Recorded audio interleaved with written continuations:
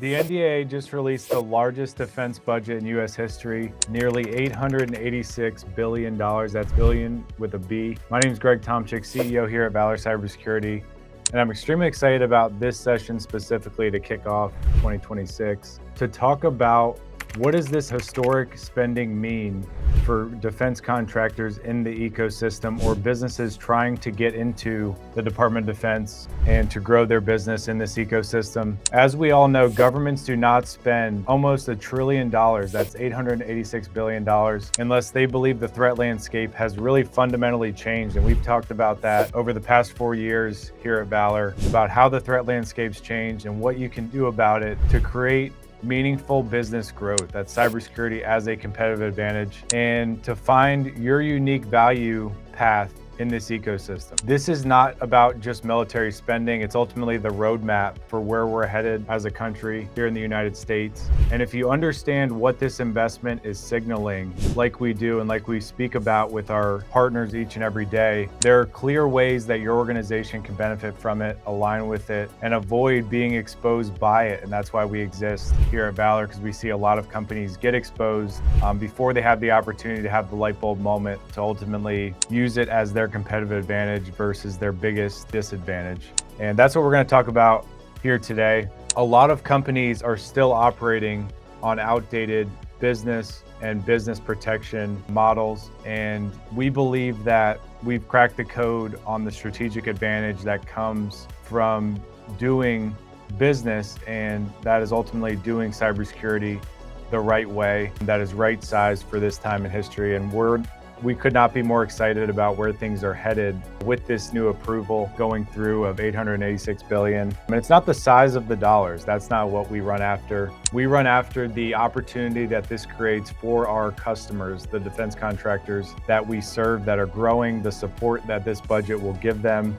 incentives this will give them to do the right things when it comes to national security. And that's what we're going to translate today in really plain language. When we see this type of budget, like I mentioned previously, just want to make this extremely clear. We see three things. The first one is that national security is being treated with the utmost importance and with the utmost cultivation through this type of budget. I mean, this is not a one-off. This is something that's been in the planning stages for a long time. We've seen a lot of things happen on the global stage. Thing is really that the threat landscape's changing. So cyber security as a whole is changing. How we do warfare, how people do espionage within the country and outside the country. And how cybersecurity as an industry has served that national security mission, both in the government and outside the government. That is radically changing. And we like to believe, and we know through the conversations we have, that we're at the intersection of those two taking place. The lines are being blurred between the military and the civilian ecosystem. So the government, the service members, and then the supply chain to those. The lines have never been more blurred. They're not lines anymore. They're not separate networks.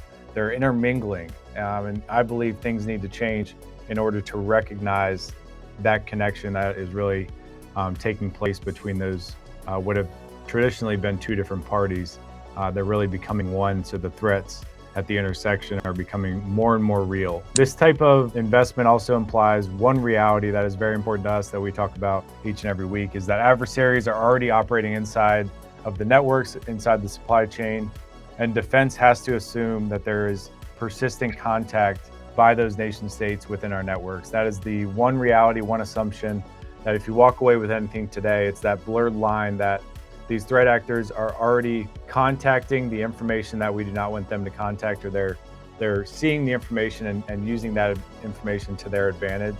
And that's what cybersecurity ultimately protects against or teases out as a part of the process of implementing and practicing cybersecurity on a daily basis. If you're sitting in your seat right now, or you're standing up, you're listening to this while you're driving, if you're thinking this is just government stuff, then you are, I wouldn't say completely wrong, but this is government related, but this should not just be a government focus. So this is not just government stuff. Honestly, most compromises that we investigate at Valor come from vendors, partners, and common software that multiple supply chains use. So it's all about the private sector and how it impacts the government. So this is not government stuff, this is private sector stuff that ultimately impacts how our government, how our military goes out and does the great thing to protect our freedom and protect our homeland. Ultimately, cybersecurity is a continuity problem. We've seen that on a global scale, that this is not just a IT or security problem at the end of the day. This is a continuity of living, a continuity of livelihood, and a continuity of continuing to do business to support the great things that you're putting out in the world. One of the things we do at Valor is we support a lot of foreign-owned defense contractors. So we really dive deep and do analysis on the geopolitics that are at play across the world, and that's very important to us across both the private and the public sectors. And there's a lot of geopolitical pressures. You can turn on the news and you can feel that pretty quickly. I don't want to go into that, but there's a lot of disruption taking place that a lot of you don't hear about. There's a lot of influence taking place. There's a lot of pressure taking place on governments, on defense, on healthcare, on critical industries, energy, manufacturing, logistics, financial markets. A lot of pressure on these sectors to innovate rapidly when it comes to both AI and the protection of the systems that they depend on.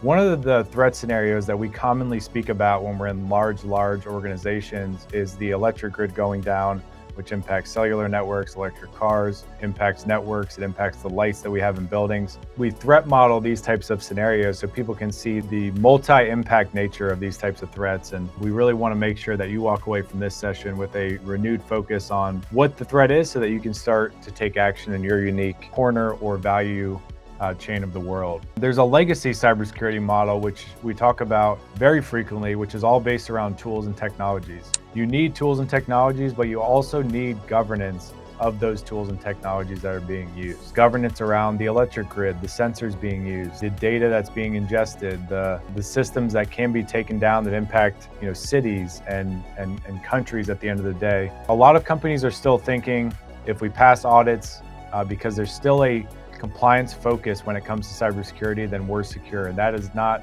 compliance is not equal security. You'll see that a lot at the end of the day. But ultimately, if you focus on security and protection, you will get compliant as a result, and that protects your IP, that protects everything you're building as either a business owner or somebody who contributes to a growing company. Security is owned by you, whether you're an analyst or a CEO, president of a company.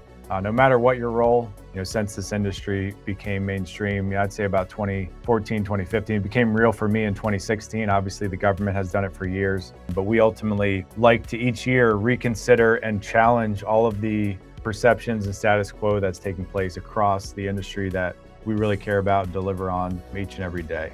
So one of the ways I'd love to end these sessions with the final few minutes that we have here is what should you do today to really shift the paradigm for how you practice cybersecurity going forward, both at a personal and a professional level. I strongly encourage you to shift from a perspective of compliance first to protection first. I don't want to get into the whole risk management equation. It's simply protection versus compliance. If you get protection, then you will get compliant as a result. If you get compliant, that is not going to equal protection. So the best way to frame your mind around cybersecurity is I want to focus on what's going to protect my company, protect my business, protect my family, my household, versus I just want to align with a best practice checklist. That's not going to keep you moving. That's not going to keep the revenue flowing. That's not going to keep the bills paid.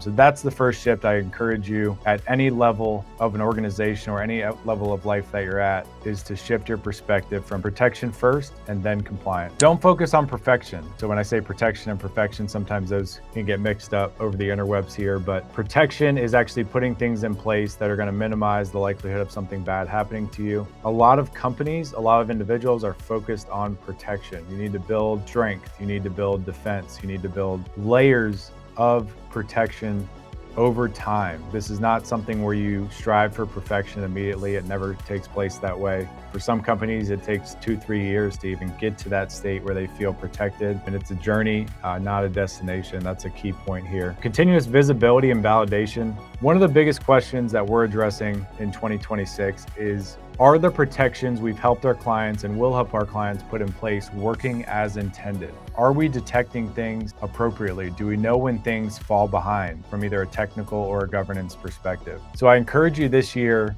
to focus on, is everything you put in place, whether it's multi-factor, whether it's passwords, are they working as intended? And you need a way to have visibility to know if something is working as intended. And I plan to put on a session in the next coming weeks to dive into that topic specifically. There's a rhythm to this life that we live, and there's a rhythm to everything that you do in life, whether it's exercise, whether it's sports, whether it's business, whether it's your personal life, relationships, all the above. I love to integrate those because there's an operating rhythm to everything in this ecosystem that we get to call daily life. And it's no different in the cybersecurity space. There's a leadership rhythm that takes place that I encourage you to be aware of and open your ears and eyes to on asking other companies that you feel are doing it right. What does your rhythm look like? So you can get into that type of flow. That's extremely important. So find that rhythm, look for it, seek it. You can have conversations with companies like us and individuals like us, and we'll tell you the rhythm that we go through. And then you can kind of adopt your own rhythm that aligns with the way your life works and the way that your business life works as well. So I'll close with this. So $886 billion defense budget is ultimately a signal that cyber conflict is not an episode. It's a persistent threat that needs to be addressed over time, and that budget really reflects that both cyber, physical, and other warfare is going to increase over time. Geopolitics is continuing to have rising pressure, and that's not going to fall anytime soon. So be aware, be on your toes, and be ready for anything. If you're still doing cybersecurity as a technology project, I strongly encourage you, back to my first point, change that immediately. That is my strongest recommendation from tuning in today. We look forward to continuing this conversation. 2026 is going to be a very important year for the history of the United States and the world as a whole. How we live, how we work, how we use AI and these advanced technologies, and ultimately how we protect it. That's what I want to see you be set up for success at the intersection of those. My name's Greg Tomchic. Stay safe and stay secure.